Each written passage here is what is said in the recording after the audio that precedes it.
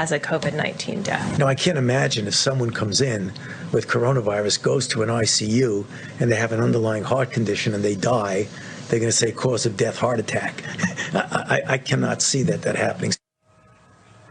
That was from yesterday's White House briefing, and it sparked a nationwide debate over how we count deaths from COVID-19. Do we count someone who tests positive for the virus but died of pneumonia as a COVID death? But what about someone who dies with symptoms of the disease but was actually never tested? It's actually crucial information. COVID death stats inform the models that guide federal and state governments' responses to the crisis. It's really important. Now, Italy, very interesting, has been grappling with the same debate for weeks. I mentioned it 2 weeks ago. I'll mention it again. Here's what the Daily Telegraph reported. According to Professor Walter Ricciardi, is the scientific advisor to Italy's Minister of Health. This is what he said. He said, the way in which we code deaths in our country is very generous in the sense that all people who die in hospitals with the coronavirus are deemed to be dying of the coronavirus. On reevaluation by the National Institute of Health, only 12% of death certificates have shown a direct causality from coronavirus, while 88% of patients who have died have at least one premorbidity. Many had 2 or 3.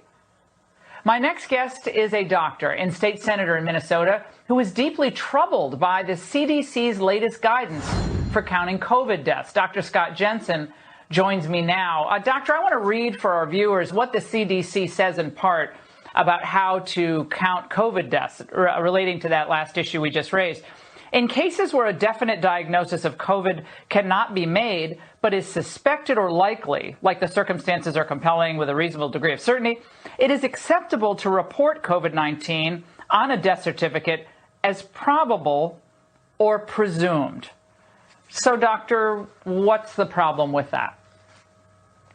Well, in short, it's ridiculous. I spent some time earlier today just going through the CDC's manual on how to complete death certificates and the parts that were specifically written for physicians. And in that manual, it talks of precision and specificity, and that's what we were trained with.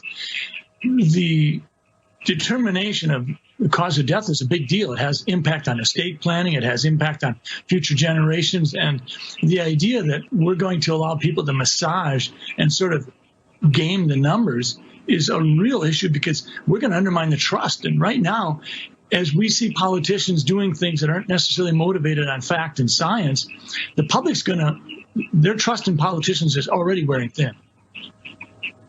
And doctor, in that same CDC guidance sheet on COVID-19, it references the fact that basically this is a judgment call for doctors on how to fit, I read it, what goes on line 1 and then what goes on line 2 and what goes on the final line as far as contributing factors and ultimate cause of death.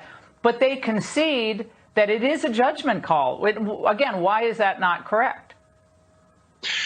Well, let's just take influenza. If I have a patient died a month ago, had fever, cough, and died after 3 days, and maybe had been an elderly, fragile individual, and there happened to be an influenza epidemic around our community, I wouldn't put influenza on the death certificate, and I've never been encouraged to do so. I would put probably respiratory arrest would be the top line, and the underlying cause of disease would be pneumonia, and in the contributing factors, I might well put emphysema or congestive heart failure. But I would never put influenza down as the underlying cause of death, and yet that's what we're being asked to do here. Dr. Fauci was asked about the COVID death count today. Here's what he said in part. What do you say to those folks who are making the claim without really any evidence that these deaths are being padded, that the number of COVID-19 deaths are being padded? You will always have conspiracy theories when you have very challenging public health crises. They are nothing but distractions. Conspiracy theories, doctor? So you're engaging in conspiracy theories. What do you say to Dr. Fauci tonight? Well, I would remind him that anytime healthcare intersects with dollars, it gets awkward. Right now, Medicare has determined that if you have a COVID-19 admission to the hospital, you'll get paid $13,000. If that COVID-19 patient goes on a ventilator, you get $39,000, 3 times as much. Nobody can tell me after 35 years in the world of medicine that sometimes those kinds of things impact on what we do.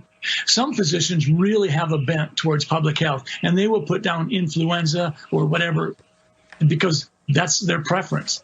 I try to stay very specific, very precise. If I know I've got pneumonia, that's what's going on, the death certificate. I'm not going to add stuff just because it's convenient. I think that it's not a conspiracy theory at all. Yeah. So you reject what he said? Absolutely. Well, it's interesting that in Italy, where it's socialized medicine, I guess they don't have an interest in the money, if that's what it is here. And they just went back and they started reclassifying deaths according to their top scientific advisor. So they admitted that they were being liberal or generous in how they coded some of these deaths, and they're just going back and reclassifying them. Does that surprise you? It really does. I mean, let's just take someone getting hit by a bus and they collapse along and they go into the emergency room and they're there for 15, 20 minutes. Blood work